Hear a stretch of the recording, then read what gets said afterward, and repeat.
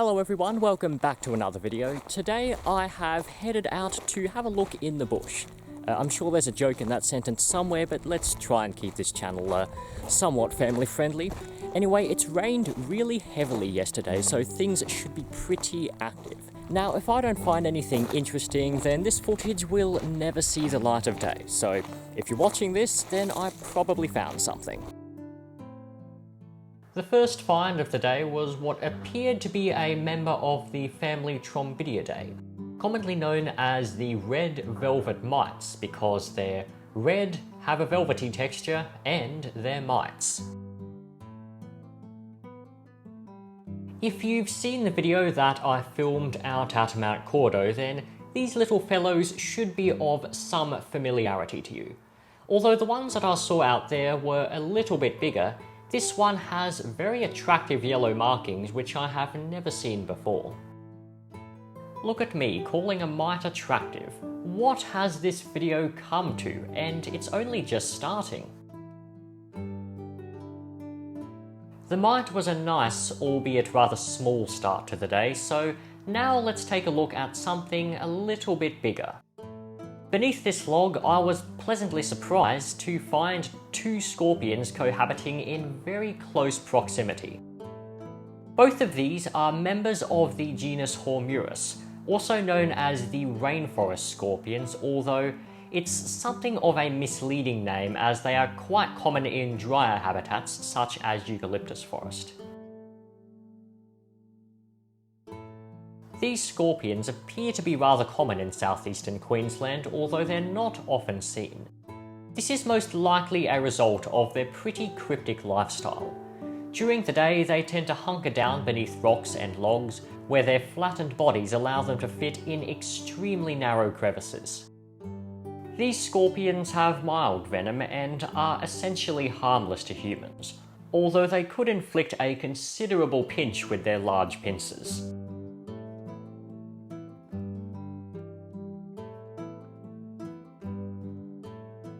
These two scorpions were actually a male and female, but since they didn't look particularly embarrassed when I flipped over their log, I'm going to presume I didn't interrupt anything personal. In the case of these Hormurus species, it is quite easy to tell the two sexes apart, with the males having a rather pronounced bump on the inner surface of their pincers, which is absent in the females. I ended up releasing the scorpions in a different location, as I may or may not have pissed off a bunch of ants when I lifted up the log that they were under.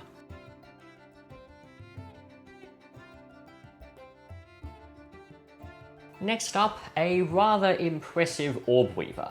This is a member of the genus Hortiphora, and they're behaviourally quite different from the Trichonephila, or golden orb-weavers, that I have featured on this channel previously. Unlike the golden orb-weavers, which stay on their webs day and night, these Hortiphora are mostly nocturnal. Finding one on its web during the day like this individual was is quite uncommon. Usually they sit in a secluded position just outside of the web, before moving to the hub of the web at nightfall to hunt.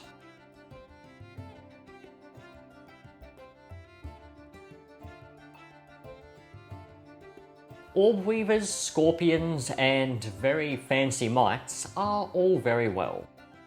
But no walk through the Australian bush would be complete without seeing one of our country's most iconic arachnids.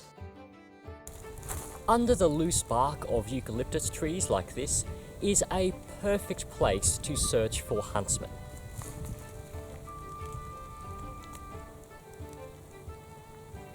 Well, almost perfect. Under the loose bark of large eucalyptus trees such as this is a very good place to find huntsmen. Never mind. Beneath the loose bark of eucalyptus trees such as this is a mediocre place to find huntsman spiders. Oh, come on! Beneath the bark of eucalyptus trees such as this is a shit place to find huntsman spiders. Oh, here's one! First huntsman of the day was Pediana regina, the bark huntsman. and I don't really think I need to explain that name to you. As far as huntsmen go, Pediana regina is a pretty small species, but they're a very cool looking spider and I absolutely love their patterning. Little did I know, however, that the huntsman spectacle was only just beginning. Here is a Holconia immanis. Adults of this species are among the largest huntsmen in the country, but this juvenile still had a lot of growing to do. And another juvenile of the same species, accompanied by what appears to be a baby assassin bug.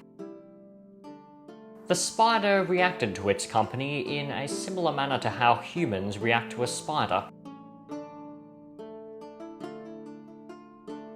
Even though searching under bark was initially almost as big of a disappointment as the trailers for Amazon's Lord of the Rings series, soon I started encountering jackpot after jackpot.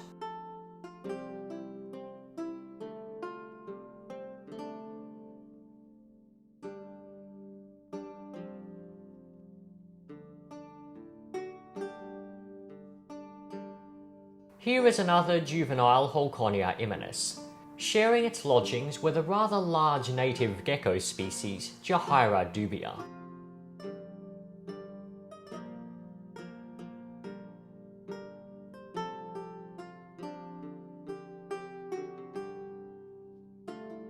Finishing off the huntsman spiders is the same species we started with, Pediana regina. Pediana regina has some of the most impeccable camouflage of any huntsman species. Well, presuming they're smart enough to sit on the right surface, that is, which is a test that some of them fail to pass. This one, however, is giving us an excellent demonstration. It is literally able to hide in plain sight, making it a formidable predator for any insects that happen to be climbing up the tree trunk. The arachnids were without a doubt the stars of the show, but the insects didn't disappoint either. What did disappoint was my ability to stay balanced while heading down this hill. This here is honestly one of the most spectacular beetles I have ever seen.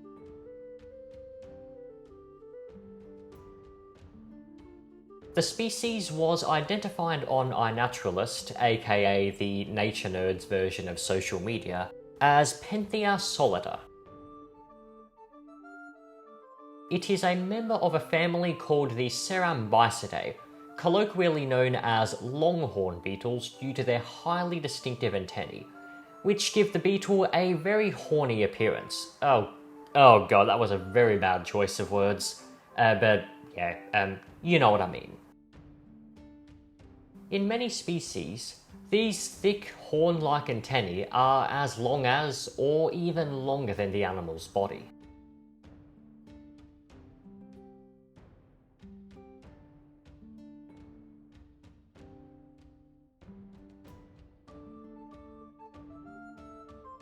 Next up, a mantis from the genus Silphina. You know how hard it is to get decent footage of these things, by the way? It's a constant game of cat and mouse around the tree trunk. Closely related to mantids, and rather surprisingly perhaps, are the members of the order Blattodea, the cockroaches. Cockroaches, it must be said, are not exactly the most popular arthropods, and that is really saying something. But many of Australia's native cockroaches, such as this Ellipsidion species, are a whole lot more, palatable to the eye. For a moment I was going to say appealing, but I figured that might sound a little bit too radical to some, especially since I already called a mite attractive. And now, time to finish off this video with a familiar face. This is Pristhesanchus plagipennis, a species of assassin bug.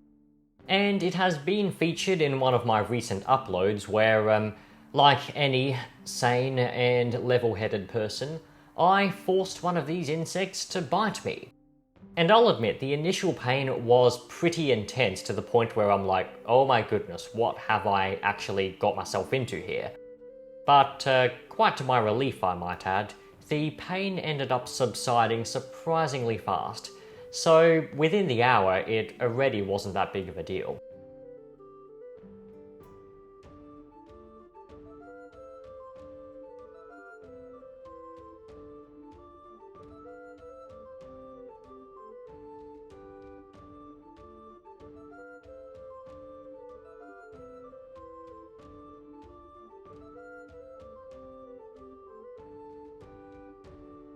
Anyway, that is the end of this video. If you enjoyed, then feel free to check out some of my other uploads. Don't forget to subscribe and let me know what you thought in the comments section below. Thank you very much for watching. That is it from me, and I shall see you again very soon.